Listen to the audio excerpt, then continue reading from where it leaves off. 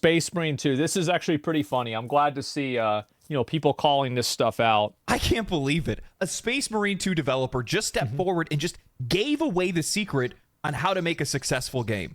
Get this. Imagine they that. said, just make a good game. Yeah. You know, with as many failures that we've seen in AAA, I'm surprised that none of these companies haven't just folded. Begged for mercy. Gamers, I'm so sorry.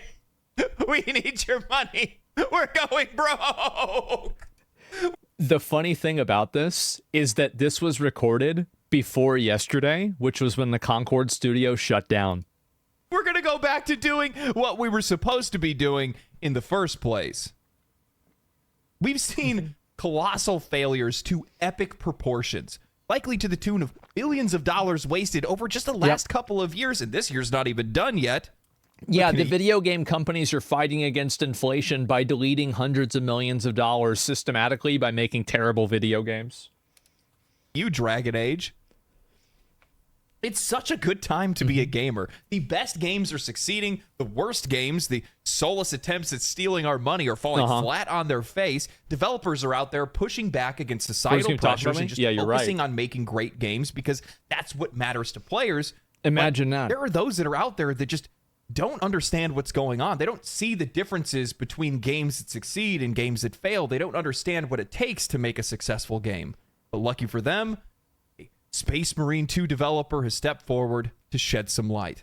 But before that, today's sponsor. New World Eternum just launched on consoles, and it's already making waves. It's available now on PlayStation 5, Xbox Series X, and PC. If you love action RPGs, then this is something that you're not going to want to miss. Set on the island of Eternum, this world is filled with mystery, danger, and endless adventure. How is New World doing nowadays? Skill-based, real-time combat. How many people are playing it? Swords, guns, and even sorcery. Whether you're exploring solo or teaming up with friends, it's your choice to how you want to play. Without a strict class system that's weighing you down, you can fully customize your characters and play how you want. It's all about how you equip and upgrade your gear, allowing for endless possibilities to shape your own playstyle. And the world of Eternum is massive. You can swim now. There's so much to explore, from the stunning landscapes to the various quests that keep you hooked for hours. Best part, crossplay means that you can join forces with your friends no matter where they're playing, PC or console. And if you're into PvE or PvP, New World Eternum has your back. So what are you waiting for? New World Eternum is available now. Go grab it on PlayStation 5, Xbox Series X and S, or PC and dive into the adventure.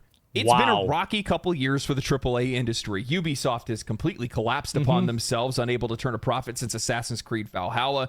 Xbox's Redfall failed, and Starfield didn't connect with their audience. Sony stumbled all over themselves with Helldivers and brought us some of the best months of memes with Concord. But I want to make something clear. There will always be games that fail. Market conditions change. The thing is that nowadays, when the games fail, it's like back in the day, a game that fails is like just like a firecracker, and it's like, pop, okay, it's gone. Now, it's like a grenade. It's $100 million bomb that just blows up, and it takes the entire studio. Oh, sorry, a $400 million bomb. Yeah, it blows up the entire studio. Exactly. Taste change, trends die out. There are a lot of reasons outside of a game being categorically bad that can cause it to fail. And while those outside factors may be the case with some games, I don't think it's the case for many of the games that we've been seeing today. Recently, in an article written by Wesley Yin Poole of IGN titled Warhammer 40K Space Marine 2 Dev says big budget games are failing in part because teams are overscoping their projects. Abso-fucking-lutely. Teams are focusing on the hair physics rather than the game feel. Oh, look how the water moves. Oh yeah? Look how my character moves. That's the problem. Great games do well. Wesley spoke with Saber Interactive Chief Creative Officer Tim Willits about the issues that the game industry is facing today and the success of Space Marine 2. Wesley writes, Concord, Suicide Squad Kills the Justice League, Star Wars Outlaws, Final Fantasy 16. The list of big-budget video game failures is growing longer each month, with AAA publishers struggling to make a dent in the dominance of older, more established players in this most brutal of markets. Well, okay, so we can go back here. Final Fantasy 16 was a big-budget failure? What? It didn't sell well? Just only because it was on PS5? Yeah, I mean, I think that, like, it's fair to say, like, because Square Enix, you're right. I remember the investor report, and they did say that it didn't sell well. However, I think that's also compared to, like, other mainline Final Fantasy titles. And on top of that, like, I think Final Fantasy 16 not selling well is in a completely different universe than Concord not selling well, or Suicide Squad not selling well. And also, like, established IP? No, fuck that. This is an established IP. This is an established IP. Final Fantasy is an established IP. The only non-established IP is Concord. Markets. Throughout it all, massive hits have come out of nowhere. One of those is Warhammer 40k Space Marine 2, developed by World War. Any argument that you can make for Concord being popular, or, like, you know, like having anything stacked against it, is immediately deleted by Deadlock. Z and SnowRunner Studio, Saber Interactive, and published by Focus Entertainment. Of course, Space Marine 2 benefited from the strength of the Warhammer 40k brand, which has been carefully managed by Games Workshop and is about as big as it's ever been. True. But still, Space Marine 2's breakout success came as a surprise even to its developer, as Saber Chief Creative Officer Tim Willits told IGN in a recent interview. As the video game industry comes to terms with high-profile failures of the likes of Concord and Suicide Squad, what enabled Space Marine 2 to succeed? Both Concord and Suicide Squad took years to develop at the cost of hundreds of millions of dollars, and launched into genres some say gamers had long since moved on from. It is Saber's biggest ever video game undertaking and took 4 years to develop, a significant cycle as far as AAA production goes, although, as we've seen with Concord and Suicide Squad, hardly an outlier. Indeed, we've seen huge hits from video games that have had similar long developments. Arrowhead's Helldivers 2, the fastest selling. I honestly think that, like, Wukong is an original IP. Yeah, I mean, like, for all intents and purposes, like, Journey to the West is an IP that's not really established and known inside of a Western audience. And I think that established IP matters. Of course it matters. But to say that Space Marine 2 wouldn't have been popular if it wasn't Space Marines, I think that's crazy. The reason why Space Marine 2 was really popular is because it was an Xbox 360 game that came out in 2024. That's the reason why, is that it is a game that doesn't overscope itself. It knows what it is. It knows what it's not. It delivers a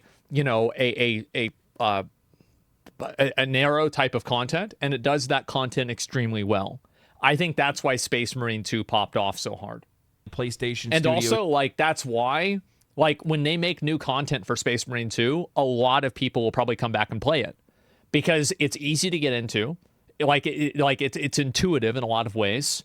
And I think also, like, the complexities of the game are easy to understand. This game of all time took just shy of 8 years to develop and at significant expense. It is an oversimplification to say that Concord and Suicide Squad's long developments were the root cause of their failure, although they clearly played a big part. I'm going to stop you right there. Baldur's Gate 3 was in development for a really, really long time. So was Elden Ring was in development for a super long time. I think it's another fucking cope, man. I think it's a fucking cope.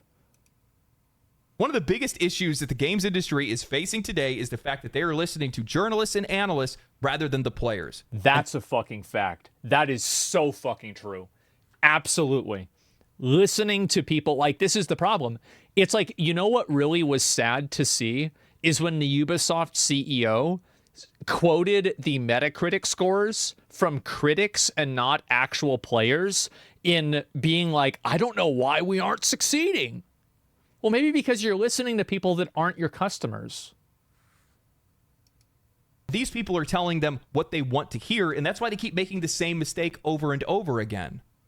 You're bringing up Final Fantasy 16 in the same conversation as Star Wars Outlaws, Suicide Squad Kills the Justice League, and Concord? Are you out of your mind? That game sold 3 million copies in its first year, and while it didn't meet Square Enix's financial target, you're not talking about the fact that those targets were put in place because they were trying to make up for the losses that they incurred on Foam Stars and Forspoken.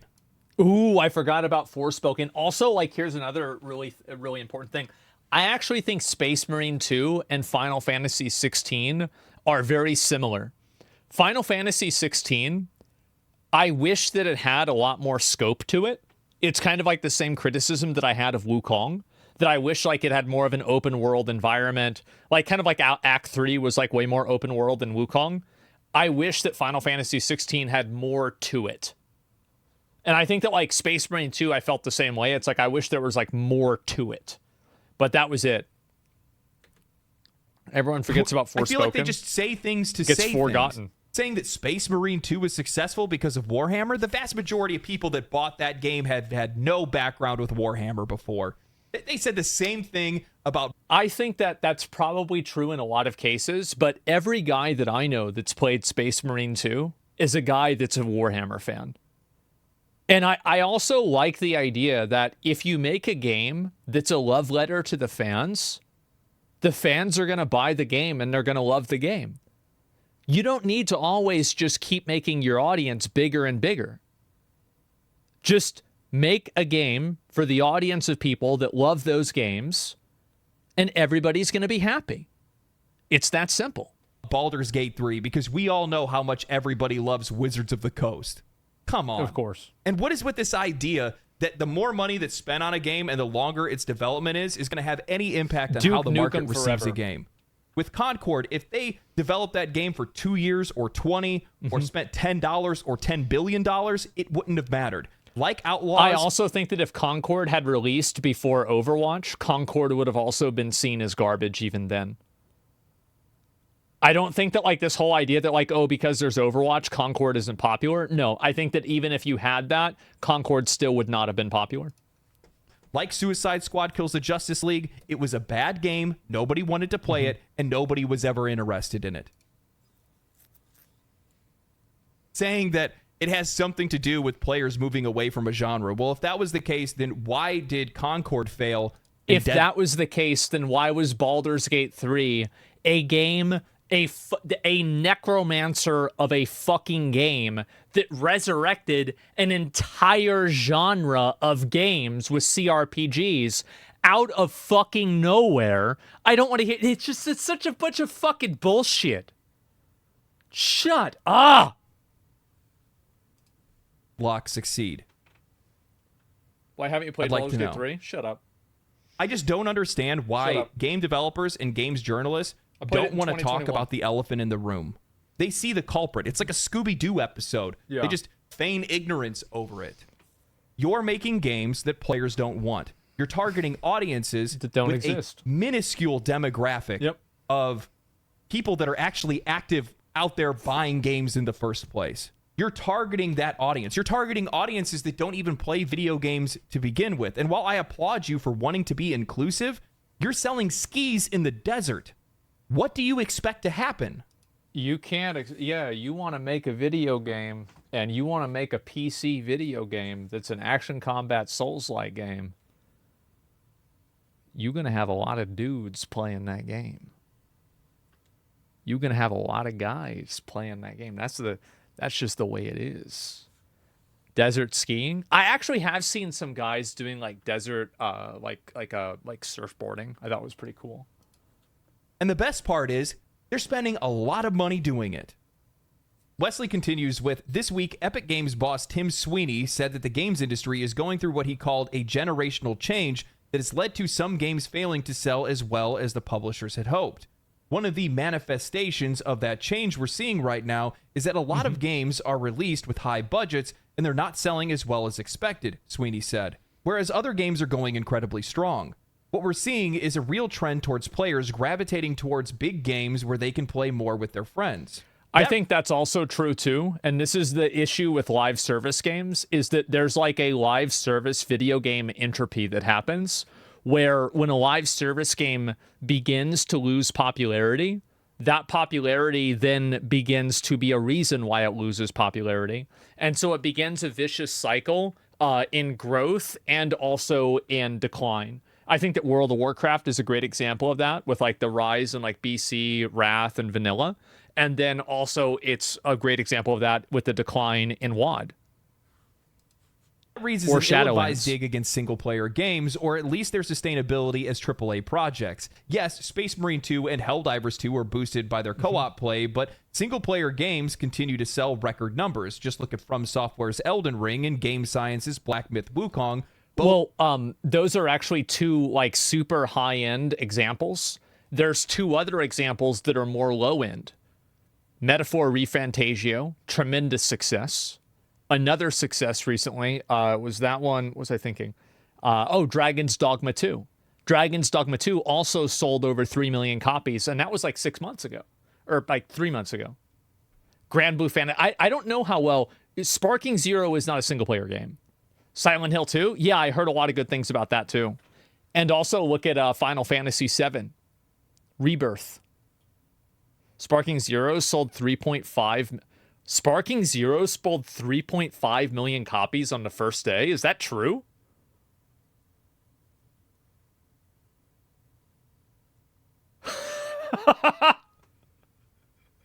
Bro, there are so many guys that grew up playing Dragon Ball Z. Fucking undefeated. What a surprise. Yep. Both predominantly single-player games. Willits has his own theory on what's happening. Speaking to IGN, Willits said that the problem isn't necessarily that AAA games take too long to develop and thus launch into already abandoned genres. Bullshit. Rather, Total Willits bullshit. believes AAA developers are trending to overscope their games, which in turn means they fail to do any one thing brilliantly. I think also like the overscoping of the game necessitates them to make that money back in ways that diminish the gameplay experience. So, for example, if you make a really expensive game and the market price is basically $60 or $70, that's it. Like, you can't charge $90 for a game. So what you have to do instead of that is you have to add in microtransactions or other types of advantages that damage your reputation and hurt the release of the game. And so that's what I think happens in a lot of cases. Yeah, deluxe editions, early access. I mean, Space Marine had early access, to be fair. But, like, in a lot of those cases, that's what happens. And so you have, like, the overscoping, and then the fact that the overscoping creates a necessity to like, add in excessive monetization. Space Marine 2, Willits explained, Saber made sure to nail the core combat and kept... Sorry, I hate pausing like this, so I always do. I apologize. But I wanted to say also, Grand Blue Fantasy Relink is another great example of a game that does one or two things so extremely well that it's a phenomenal experience, but it doesn't overscope the game in any capacity. It's a narrow experience. It's extremely well designed and very fun. For Space Marine 2, Willits explained, Saber made sure to nail the core combat and kept a handle on the scope of the game. Yeah. So much so that some have praised it for rekindling memories of the Xbox 360 era of action games. Absolutely. It's not necessarily that the genre... I feel like if you took two circles and, like, there's a circle of Space Marine 2 enjoyers and guys that grew up playing Gears, you would have one circle. Let's be honest. Has moved on because great games will always do well, Willits said. Yeah, one of the things that we try to do at Saber, and this is part of my job as creative officer of all teams, we have a core belief that what you do every second and what happens when you push these buttons and that core gameplay loop is so critical. So we... Thank you. That is the only thing that matters. Not how the water moves. Look at the trees. You can pet the squirrel. Nobody gives a fuck. We focus on the moment-to-moment interaction in the gameplay and the feeling you have. And then we adhere to our core pillars, like be the ultimate Space Marine, melee, ranged, swarms, that's it. And a lot of teams throughout development will overscope their games.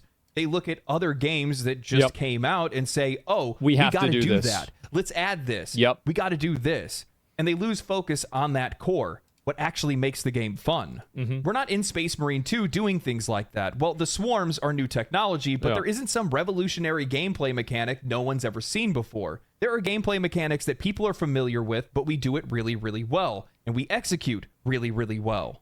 Man, I love that he brings up scope creep because I think it's one of the more observable truths that we have when we look at the collapse of Ubisoft. Year over year, as they've continued to release the exact same titles, they have continued to pollute the core experience of why players were playing those games in the first place.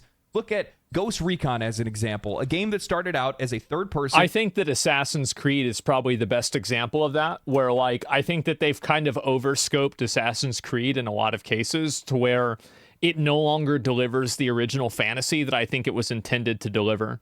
Like, I really want to go back and play the Ezio, like, Assassin's Creed games and play Black Flag.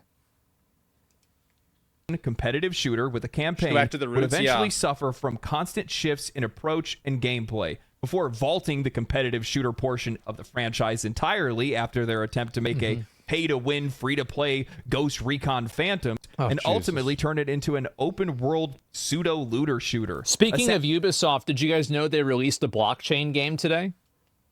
I didn't get a chance to talk about it because I was just busy looking at other stuff. But, you know, yeah. Assassin's Creed has gone through the exact same issues, losing its identity, gaining RPG mechanics, and turning more of it into an action game than a stealth game. What's happening to these studios is a textbook case of identity lost, caused by chasing trends instead of refining the things that made their games great in the first place, or, in the case of some of their new IPs, copying their competition without finding their own identity. I think also the identity loss comes from the fact that the people that created the identity for the original company are no longer part of the company anymore. The identity loss, it's like the ship of Theseus, right? Like, if one board is the same, which is the name of the company, but everybody in the company is different, is it really the same fucking company? No, it's really not. Space Marine 2 succeeded because it was a great game sold at a fair price. It's as simple as that. It reminded players of the Xbox 360 era of action games because 100%. It was just a fun game. It had tight controls, the narrative was compelling, the characters were compelling, the action on screen, these moments of spectacle. It was like, how many of you guys played Space Marine 2 and you were either playing with your friends or you were playing by yourself and you were saying in your head, I'm one hit, I'm about to die, oh my god, I'm a god, I fucking got it, like, over and over, right? Because I didn't do Angel of Death difficulty because I'm a pussy bitch, but I did the second hardest one, and man, I struggled a lot in that game. That game was fucking hard.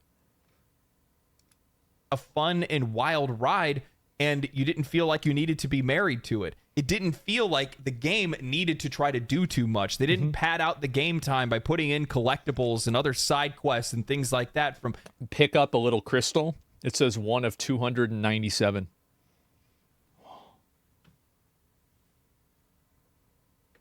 Keeping you from progressing and making sure you're putting in as many hours as you possibly can into the game. Seeds. It didn't pop up immediately with a battle pass menu the minute that you started the game up. It's not doing these things that players don't want in games. That's the reason why the game is successful. It's just a damn good video game, and that's that it. Simple. Players loved it because it's a memory. I think also it's The First Descendant is another game that I think is kind of like this, where The First Descendant delivers a really good gameplay experience, but it's a very narrow gameplay experience. Now, I think that they've kind of dropped the ball on development, and they haven't really encouraged me to, like, go back and play the game again. But it is also another great example of being good at one thing and doubling down on that thing. It turned into softcore porn now. Hate to say it, but it always has been. But yeah, that's it. Extreme shit monetization. I mean, again, like, this is my opinion. You remember playing Halo 3 Reach Lasso? I never did Lasso, never did any. Fuck that. By that point, I only cared about multiplayer. Of what the industry used to be, back when they used to appreciate the players and when the players used to appreciate the games that were being made for them. Games that were out there that were respecting our time, respecting our money, and more than anything, trying to actually earn that money. And Space Marine 2 is one of those games that earns your money. This idea that you need to read tea leaves about why games are successful, how these... It's also like, I really don't like how people look at video games and they look at time spent inside of the video game, and then they judge that based off of the quality of the game.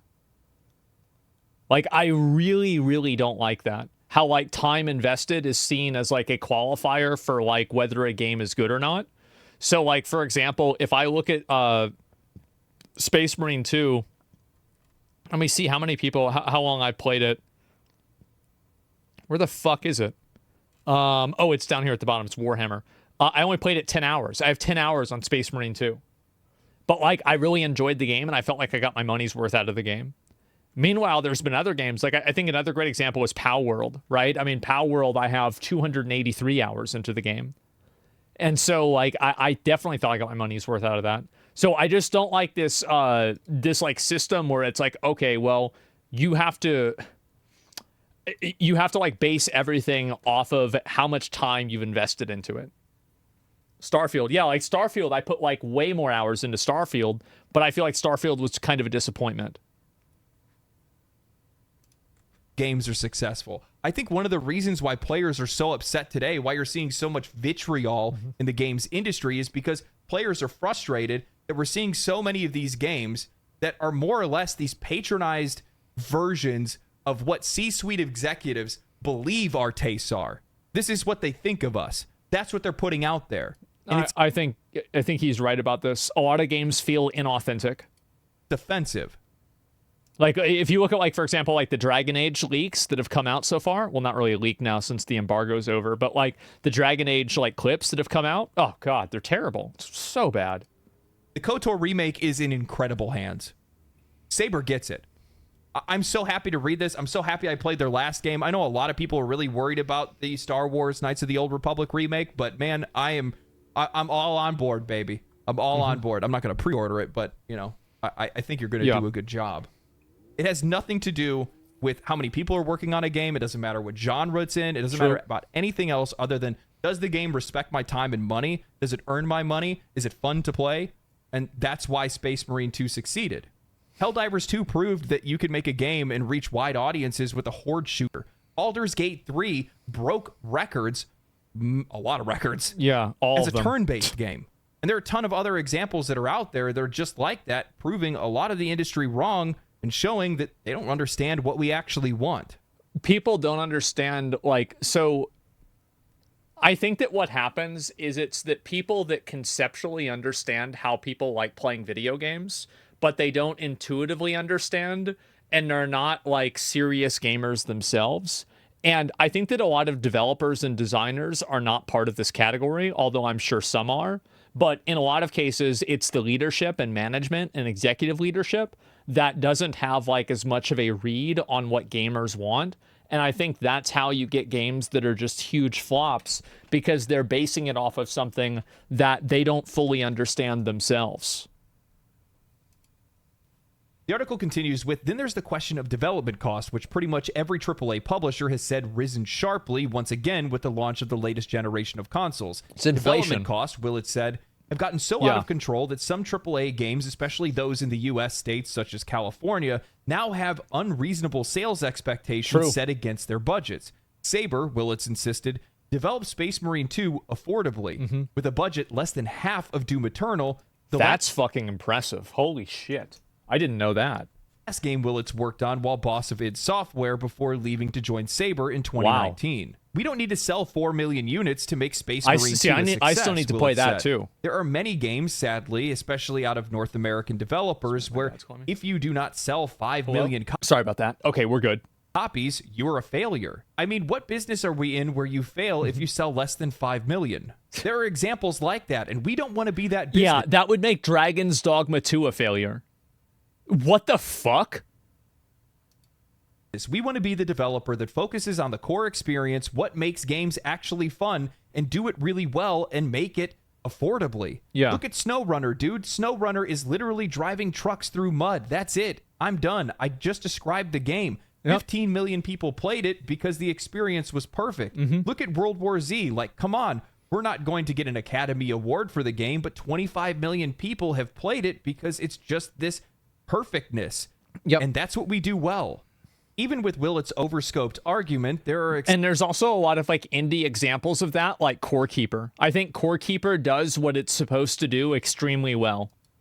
Exceptions to the rule. Consider Baldur's Gate 3, which, including its successful early access period, was in the works for around 6 years before its record-breaking launch in 2023. Predominantly single player and with a Rockstar level nonsense for scope, as one developer put it. What is to make of all of this? Perhaps all we can say is that video game development is super hard and not an exact science.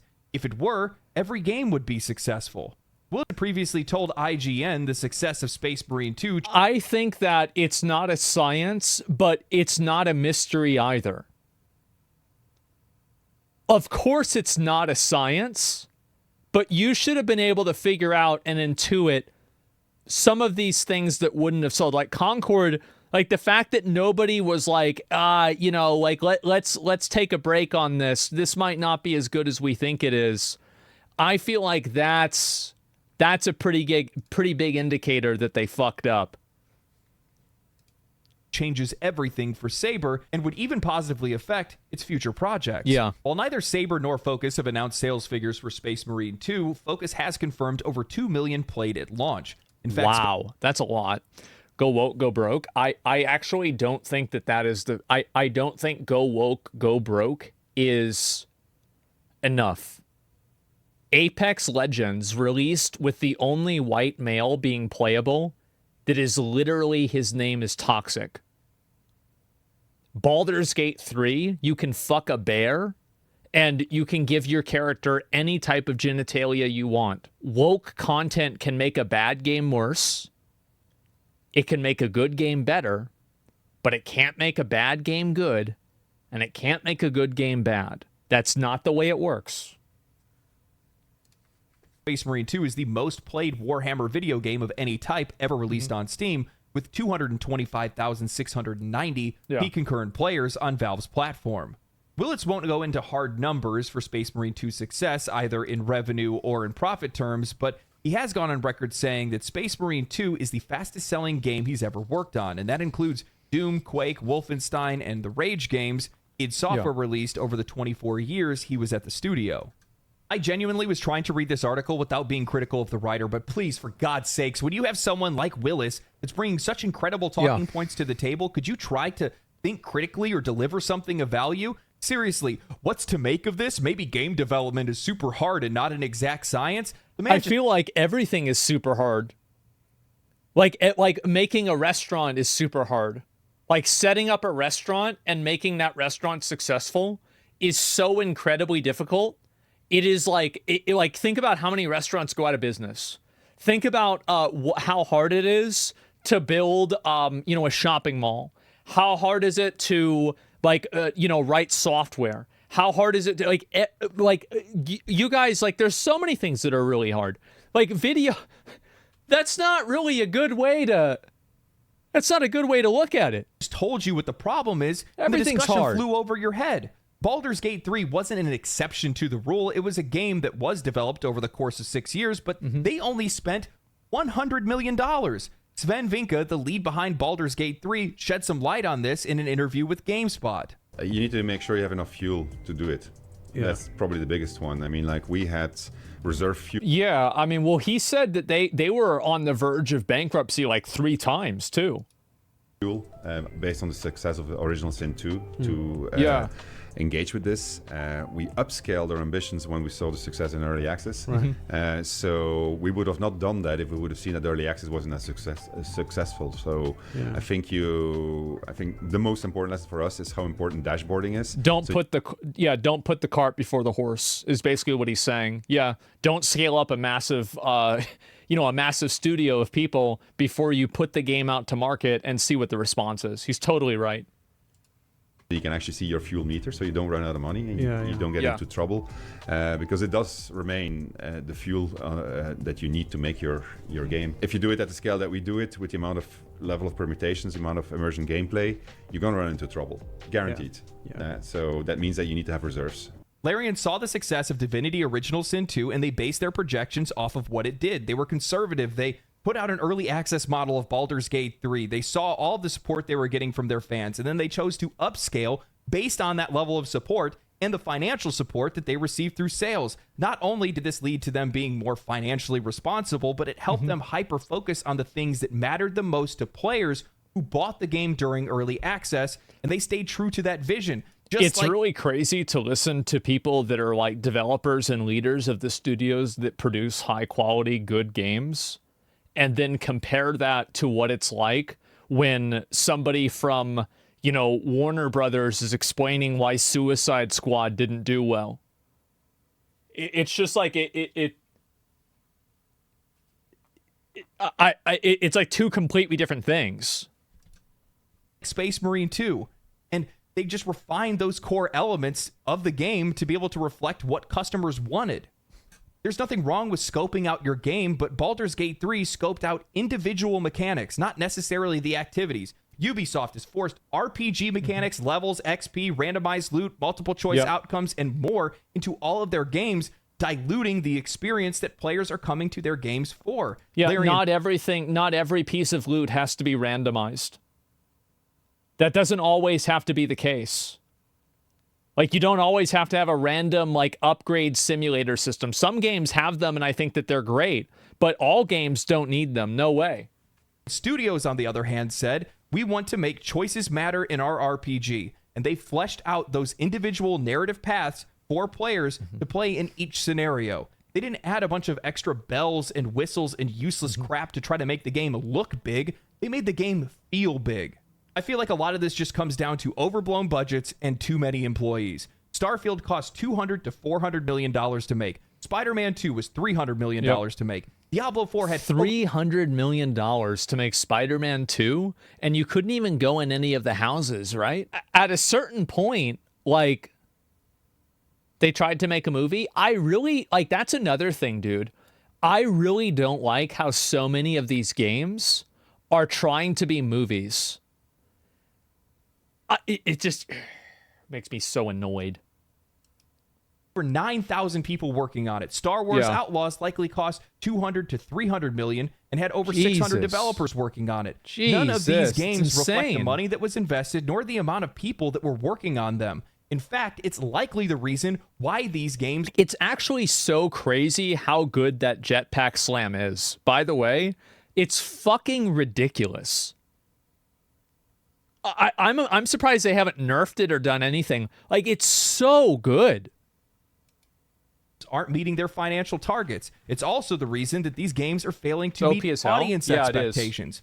Too many cooks in the kitchen, too many ideas, too many ideologies, too many managers to get anything approved, and too many people to get anything done within a reasonable amount of time. Yeah. Black Myth Wukong cost $43 million to make and was made by... I actually heard that it cost a little bit more than that, but one element of context about this, I heard it was like somewhere around 70 or 80 million, but it was developed in China, which has a lower cost of living and a lower cost of doing business. So Black Myth Wukong would have cost more to make here in the US, but even if it did, it still would have made the money back because it sold 20 million fucking copies. 140 employees. Baldur's Gate 3 had 450 employees and a budget of $100 million. Wow. Space Marine 2 likely had 200 developers or I didn't less even know that. and cost around the same. 100 These games million? didn't succeed because they had massive budgets and thousands of employees. They succeeded because they spent less to make more. I think also, like, another really big component to this that a lot of people don't really respect because it's not quantitative is reputation and brand value. So, for example, if Saber Interactive makes a new video game, I'm probably going to be like, oh, okay, I'm going to play that game because the last video game they made was really good. From Software, I had never played a mech game since MechWarrior 64 on the Nintendo 64. But because From Software made Armored Core 6, I came back. I bought that game day one. Best fucking decision. Amazing game. And that even caused me, it was like a gateway drug. And then I started playing Mecha Break. I was even playing it off stream. It was awesome. I played it enough. They nerfed my mech. But, you know, we're not going to get into that. Anyway, of course that happens. Absolutely. And so Blizzard... I played Overwatch, not because I liked Overwatch. I thought the game looked kind of stupid, to be honest. Like, I was much more... I loved PUBG. I loved Modern Warfare 2. I liked Halo. The Overwatch, this is fucking cartoon bullshit. Like, it's Team Fortress garbage. But, like, Blizzard made it, and I thought to myself, okay, I'm going to try this out, right? Because it's fucking Blizzard. Let me think of another example. Larian. Whatever game Larian makes next, I'll buy it. Just period. Because I think the studio makes good games. Like, I'm very much like, this is a weird thing, like a weird parallel. I don't watch movies based off of the plot. I watch them based off of the actors. And if I see certain actors are in a movie, like, for example, like the new Gladiator movie, like I saw Denzel Washington and like Pedro Pascal in the movie. I think they're great actors. I'm going to want to watch it. 100%. Or director's fine too. Like both definitely. Yeah, for sure. Yeah, like Christopher Nolan, Brad Pitt. Like, yeah, my dad and I were watching, I said this the other day, like we were watching Fury. Holy fuck, it's so good. It has like Joe Bernthal, that's the name, the guy that played the Punisher. Brad Pitt in it, Shia LaBeouf. Like it was, oh my fucking god, it's so good. We're only halfway through it so far though. And John Bernthal, is it John? Okay, yeah, there you go. Great fucking movie. So I think the same, like I look at movies the same way that I look at games, where like if I think that the people behind it are good, I trust in their vision. Didn't hire for numbers, they hired for talent. They didn't employ employees, they employed artists. They had a clear vision for what the players wanted to make, and they delivered it. Just make it make sense to me. You made Concord, which cost you $400 million, and you made it to appeal to the company that owned Concord was worth double that. An audience, its identity as a product, because you made your characters. I think it had a $1 billion valuation when it received investment. And you had the whole movie thing that was attached to it. That game was made for a minority of beliefs within the consumer base. Yeah, this isn't about social politics or anything like that. I'm just talking raw numbers. These are not opinions or ideology. There's a lot of video games that come out that don't do well because they're bad. It has nothing to do with it being woke or not. Like woke, it gets you a lot of downvotes on a trailer for a game. But at the end of the day, nobody's going to give a shit if the game is good. A lot of games come out all the time and they're just shitty games.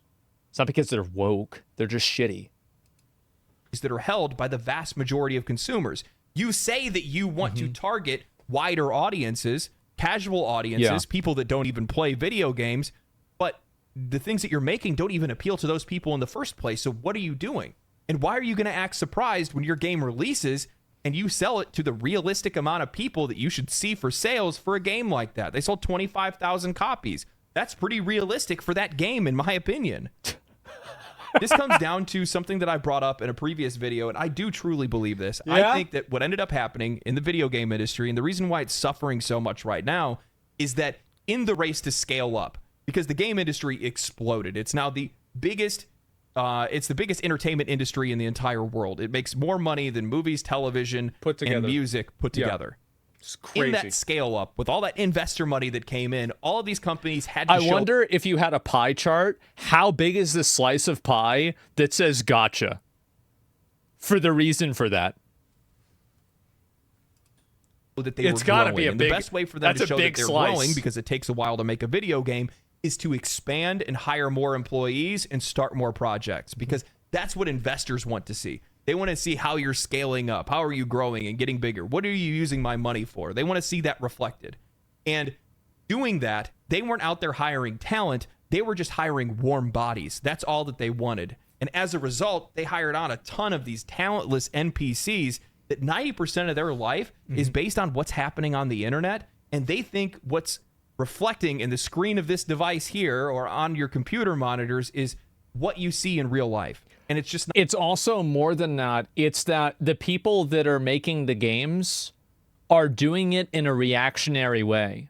They're not thinking about how can I create an experience that people are going to like and inform that experience by things that I've experienced myself. They're looking at other games, trying to copy other games, trying to do the same thing that other games are. And it's always in the context of something else. And so there's no real sense of I'm not really sure there's no sense of authenticity, I guess you could say, to a lot of the games. Not true. The opinions that you see shared on the internet, the beliefs that you see shared on the internet, are not how people react in real life, and it's also not how people make decisions on what they're going to buy and what they're not going to buy. It's just not how life works. How many times have you said or seen somebody say something online and do something completely different? Because the online personality is not the real personality. Everybody knows this. This happens constantly. It's internet values and internet politics. That's really what it is. It's the same as I'll give you an example of this, and I really don't want to have this devolve. but please, let's just give an example and I'll move on. Everybody says lollies aren't weird and lollies, oh, there's nothing wrong with it, right? It's fine. It's just a cartoon. But if you ask that same person, if you knew that your babysitter was into lollies, would you want them babysitting your 6-year-old daughter? Every single person would be saying no. Internet logic that immediately falls apart the moment that it is actually confronted with reality. There are so many examples of that. The issue that they have now is that they've scaled up. They've hired on all of these people. They have too many employees. Would you trust a furry to watch your dog? It depended on what my dog looked like, I think. Yeah, what kind of a dog would it be? Other projects are taking longer to make because you have too many ideas. You have too many people you have to talk to get anything approved. You have a lack of talent, which makes it even more difficult for you to be able to get projects done on time, which then ends up costing you even more money. You keep pumping that money in. The game comes out, it fails. Now you're desperate for more money, so you try to spend more to fix your issues. Of course. And you have the same problem happen again. Rinse and repeat. And that's what we've been seeing in the industry. And this is going to be the one thing that game developers are not going to want to hear me say, but it's the damn truth. There needs to be more layoffs. These companies need to downsize insanely. And he's right. He's completely right. And it will become more and more evident. While that sucks for the financial, the financial stability of the people that are working there, and while in a lot of cases, universal basic income, it's the only solution, and it becomes more evident every single fucking year. The vast majority of them are not going to deserve those kind of things. Andrew Yang was right. Other work, and in a lot of cases, other studios are going to be hiring on people, or they find jobs in other. Life moves on, man. I got laid off. I've been laid off a couple times. I've lost jobs in the past. It happens to everybody. You just find a way. That's just how life is. And in the case of these companies, if they you can't expect a company to keep your job on life support because you need a job. A company's job is not to provide you with welfare indefinitely to the extent that it doesn't benefit the company. That's just not the way a company works. Figure something out to turn things around, they're going to be in a lot of trouble in the next few years, especially in the next 5 or 10 years. And it makes it even more difficult because they're so big and bloated, it takes too long for them to correct their issues. Because even if you do downscale your company and you do start paying attention to the talent that you're hiring and the leadership that you're hiring. Here's a pretty easy way to say it. The Titanic, even though they did hit the iceberg because they thought it wasn't a big deal, if it was a Viking longboat, they would have never hit that iceberg. They would have just sailed around it immediately. The bigger your ship is, the harder it is to turn. Really, really fucking simple. And you get a clear vision on what you want to make. Spoilers? Well, it doesn't matter because it's still going to take you 4 to 6 years to be able to make a video game. And that's a long time not to be making money. So I don't know what the overall solution to this issue is, but I think that the Space Marine 2 developer did a really good job at bringing up why games are failing. And he's pretty spot on. I think so, A lot of these games just don't have the identity. They just aren't entertaining. They're just games that aren't made for the players. Yeah. And when you're making games that aren't made for people that are playing video games, people that play video games aren't going to play them.